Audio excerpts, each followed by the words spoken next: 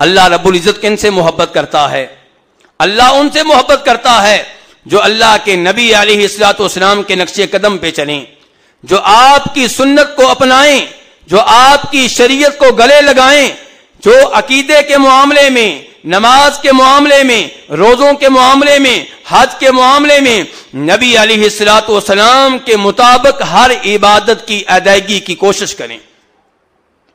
اللہ تعالیٰ فرماتے ہیں اس محبت کا اعلان کرتے ہوئے، قل ان کنتم تحبون اللہ فاتبعونی یحببکم اللہ ویغفر لکم ذنوبکم واللہ غفور الرحیم، کہ اے نبی علیہ الصلوۃ والسلام آپ ان لوگوں سے کہہ دیں جو کہتے ہیں کہ ہمیں اللہ سے محبت ہے، ان سے آپ کہہ دیں کہ اگر تمہیں مجھ سے محبت ہے تو میرے نبی کے نقش قدم پہ چلو، میرے نبی کی اتباع کرو، میرے نبی کی سنت کو سینے سے لگا لو۔ تم یہ دعویٰ کرتے ہو کہ ہمیں اللہ سے محبت ہے، اللہ اعلان کرتا ہے جب میرے نبی کی اتباع کرو گے، میرے نبی کی سنت پہ چلو گے، میں تمہیں اپنا محبوب بنا لوں گا، میں تمہارا محب بن جاؤں گا۔ بہت بڑا اعزاز ہے، بہت بڑا مقام و مرتبہ ہے، لیکن خالی نعرے لگانے سے نہیں ملتا۔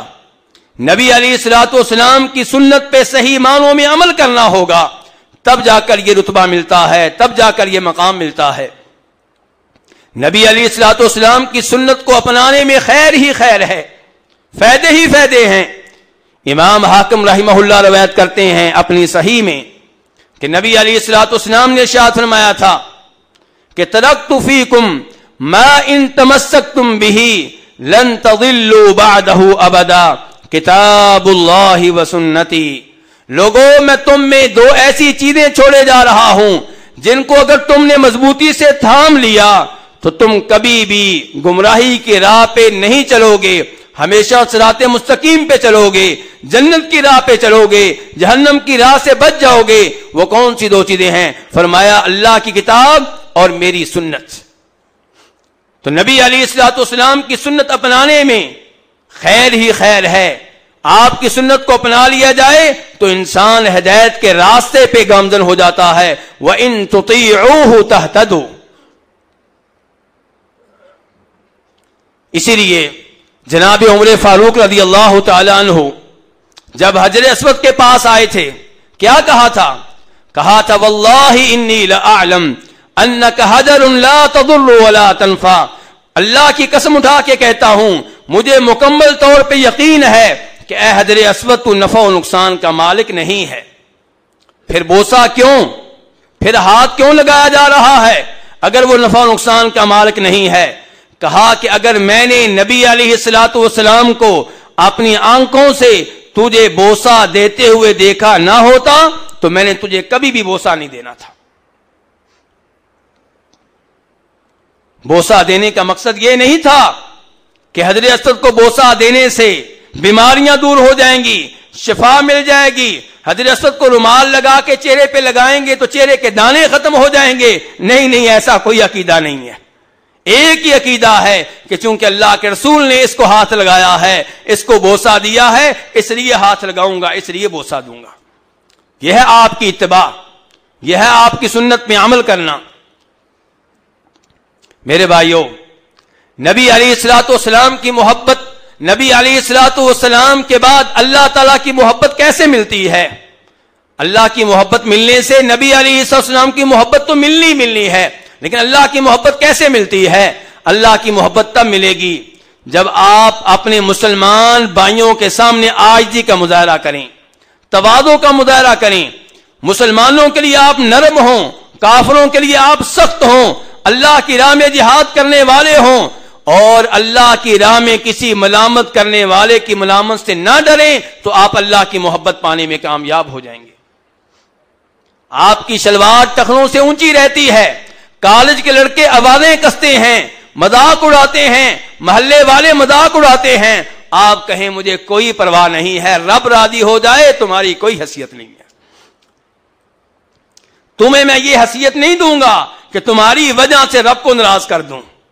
ہاں، رب کی وجہ سے تمہیں ناراض کر سکتا ہوں۔ آپ ایک ایسے ماحول میں ہیں، ایک ایسے کالج میں ہیں، ایک ایسے ملک میں ہیں جہاں داڑھی کا مذاق اڑایا جاتا ہے، لیکن آپ پھر بھی داڑھی رکھے ہوئے ہیں. یہ وہ آدمی ہے جو کسی ملامت والے کی ملامت سے نہیں ڈرتا. آپ اپنی گلی سے گزر رہے ہیں, لوگ بیٹھے ہیں, آپ مسجد میں جا رہے ہیں, آپ راستے میں انہیں کہتے جاتے ہیں بھائی نماز کا ٹائم ہو گیا ہے, آؤ اللہ کے بندو مسجد میں آؤ, اذان ہو چکی ہے, مسجد تمہارا انتظار کر رہی ہے. آپ کو معلوم ہے کہ وہ آپ کا مذاق اڑائیں گے, وہ آپ کی پرواہ نہیں کریں گے, وہ آپ کو اہمیت نہیں دیں گے, لیکن آپ کو اللہ کو راضی کرنا ہے, آپ کو ان کی ملامت کا کوئی خوف و خطرہ نہیں ہے. اللہ تعالیٰ اس علامت, اس سبب کا تذکرہ کرتے ہوئے ارشاد فرماتے ہیں یا ایھا الذین آمنوا من یرتد منکم عن دینی فسوف یأتی اللہ بقوم یحبهم ویحبونہ اذلۃ علی المؤمنین اعزۃ علی الکافرین یجاہدون فی سبیل اللہ ولا یخافون لومۃ لائم. کہ اگر کوئی دین اسلام سے مرتد ہونا چاہتا ہے ہو جائے, دین اسلام کو ترک کرنا چاہتا ہے کر دے, اللہ کو کوئی پرواہ نہیں ہے. اللہ ایسے مرتدین کی جگہ پہ ایک ایسی قوم کو لے کر آئے گا جو اللہ سے محبت کرنے والے ہوں گے, جن سے اللہ محبت کرتا ہوگا, جو مومنوں کے لیے نرم ہوں گے, جو کافروں پہ سخت ہوں گے, جو اللہ کی راہ میں جہاد کرنے والے ہوں گے. ولا یخافون لومۃ لائم, جو اللہ کی راہ میں کسی ملامت کرنے والے کی ملامت سے نہیں ڈرتے ہوں گے, کسی تانا دینے والے کے تانے سے نہیں ڈرتے ہوں گے. یہ ہیں وہ عظیم لوگ جو اللہ کی محبت پانے میں کامیاب ہوتے ہیں. اللہ رب العزت سے دعا ہے کہ اللہ رب العزت ہمیں ایسے اعمال, ایسے اسباب اور ایسی علامات اختیار کرنے کی توفیق عنایت فرمائے جن کی وجہ سے اللہ کی محبت ملتی ہے. وآخر دعوانا ان الحمد للہ رب العالمین.